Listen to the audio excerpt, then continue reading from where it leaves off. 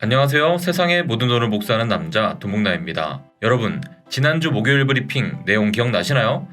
돈봉남님, 전 벌써 까먹었습니다 하시는 분들을 위해 다시 한 번 더 제가 설명드리겠습니다. 오늘 설명드릴 내용과 연결이 되는 부분입니다. 집중해서 다시 들어주세요. 일단 19K 주변을 횡보하는 지금의 박스권도 머지않아 깨질 가능성이 높습니다. 그리고 현재 거시경제 상황 속에서 큰 틀에서 보면 그 방향성은 하방이 될 위험이 상당히 존재합니다. 하지만 제가 말씀드렸다시피 모두가 하락을 예상하는 상황 속에서 세력들은 그들의 하락 배팅을 희생시키려는 시도를 할 수 있습니다. 그리고 그러한 시도 속에서 일시적으로 숏스퀴즈가 발생하면서 급등이 나오는 것도 충분히 가능합니다. 어제의 반등이 그런 시도였고 이번 주말부터 CPI를 반영한 진짜 하락이 시작될 수도 있을 것입니다. 단기간 내에 본격적인 하락이 시작된다면 1차로는 17K를 테스트할 것이고요. 그 이후로는 14K가 고비입니다. 하지만 아직 큰 거래량이 나오지 않았다는 점에서 좀 더 주의를 하면서 시장을 지켜볼 필요도 있습니다. 지금 모두가 하락을 예상하는 상황이지만 이런 식으로 23K까지 쏘아 올리면서 당분간 채널 내 행보를 이어가게 될 가능성도 존재합니다. 그렇게 좀 더 시간을 끌다가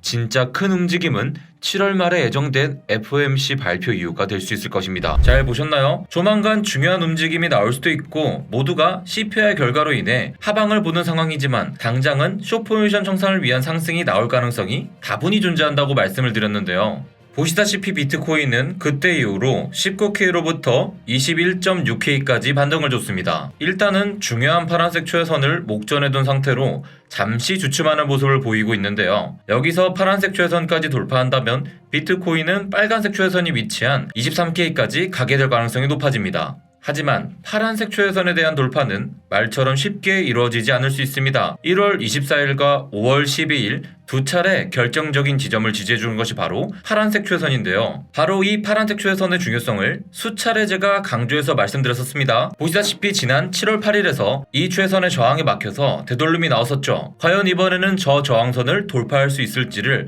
우선 잘 살펴보고 그에 따라 대응을 해보시면 좋을 것 같습니다. 한편 시장의 약세가 지속되는 가운데 노란색 최선을 깨고 48%까지 도달했던 비트코인 도미넌스가 지난 한 달간 약세를 보이고 있습니다. 정확히는 지난 37일간 약 12%가 하락했는데요. 비트코인 도미넌스가 떨어졌다는 것은 그만큼 알트코인들이 힘을 내주고 있다는 것을 의미하죠. 현재 비트코인 도미넌스는 하얀색 최선의 지지를 받지 못하고 하락하는 모습이 나오고 있기 때문에 지금 위치에서 좀 더 하락세를 이어갈 가능성이 높다고 볼 수 있습니다. 비트코인 도미넌스가 이대로 좀 더 하락을 이어간다면 작년 하반기에 반복적으로 중요한 역할을 했던 노란색 최선까지는 후퇴할 가능성이 있습니다. 그렇게 되면 비트코인 도미넌스는 앞으로 약 3.6% 추가 하락이 가능해지는 것이고 그 기간 동안 알트코인은 비트코인에 대해서 상대적으로 좋은 성과를 보일 가능성이 생기게 됩니다. 하지만 주의하셔야 됩니다. 각종 도미넌스에 대해서는 제가 디테일한 분석을 여러 차례 해드려서 돈패밀리 분들은 잘 아실 텐데요. 비트코인이 상승하는 가운데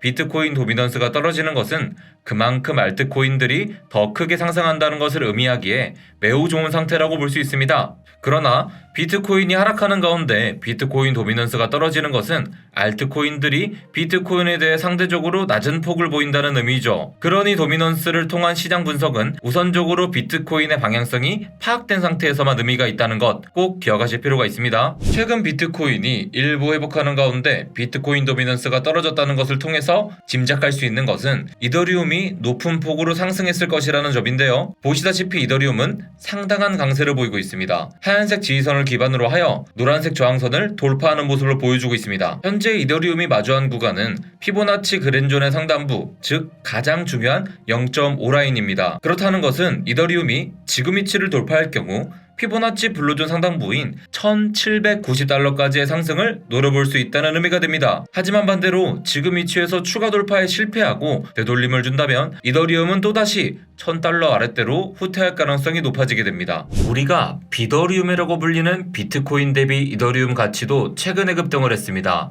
노란색 최선은 작년 하반기 내내 중요한 지지선 역할을 했었는데요. 보시다시피 올해 5월 말에는 노란색 지지선을 깨고 내려간 이후로 이더리움은 막대한 가격 하락이 있었습니다. 5월 말 이후로 하락한 부분을 최근의 상승으로 상당량 회복했다는 점은 긍정적으로 볼 수 있는 부분입니다. 하지만 비더리움이 지금의 상승세를 이어간다고 해도 노란색 최하선을 다시 마주하게 되는 시점이 큰 고비가 됩니다. 노란색 최하선과 함께 파란색 최하선의 돌파가 성공한다면 이더리움은 병합 업데이트에 대한 기대감으로 상승세를 더 이어갈 수 있는 기반을 마련하게 되는 것이죠. 반대로 비더리움이 빨간색으로 표시해드린 구간 중 어디에서든 꺾여서 하락하기 시작한다면 투자자들은 크게 경계할 필요가 있습니다. 만약 지금까지의 회복세가 단순히 이더리움 병합에 따른 기대감이었을 뿐이고 차익 실현을 위한 매물이 빠져나가기 시작한다면 이더리움은 최근의 상승세를 빠르게 되돌릴 수 있기 때문이죠. 작년에 에이다는 하드포크에 대한 기대감으로 6주간 200% 넘게 상승했었습니다. 하지만 하드포크 이후로 하락이 시작되어서 현재는 고점 대비 87%까지 하락한 상태입니다. 그러니 현재 병합 업데이트에 대한 기대감으로 상승세를 이어가고 있는 이더리움의 경우도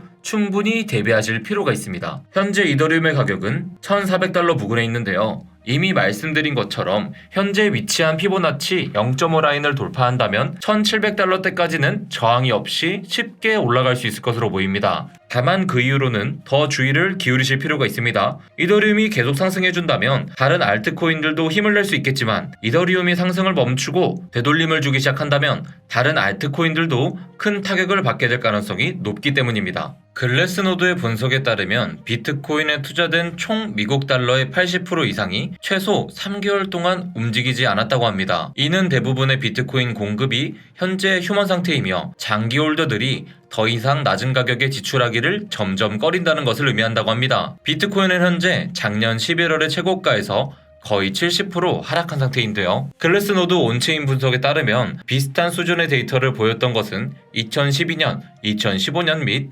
2018년 약세장이 끝났을 때였습니다. 지금의 비트코인 가격도 이전의 경우처럼 바닥에 근접했을 수 있다는 것이죠. 물론 거시경제가 받쳐주지 않고 시장의 분위기가 안 좋아지면 비트코인은 얼마든지 더 추가 하락할 수 있습니다. 하지만 그렇다고 해서 지금의 가격이 충분히 저렴한 가격이라는 것도 무시해서는 안 될 사실입니다. 비트코인이 14K를 가도 기회이고 10K를 가도 기회입니다. 하지만 그 기회가 올지 안 올지 확실히 알 수 없기 때문에 우리는 비트코인이 19K일 때도 기회로 삼을 수 있어야 하는 것이죠. 저점을 줄 때 조금씩 비트코인을 모아간다면 다시 상승장이 왔을 때 지금의 고통을 모두 씻어버릴 수 있는 결과가 있으리라 생각합니다. 그러니 어려운 시장에서도 낙담하지 말고 힘내셨으면 좋겠습니다.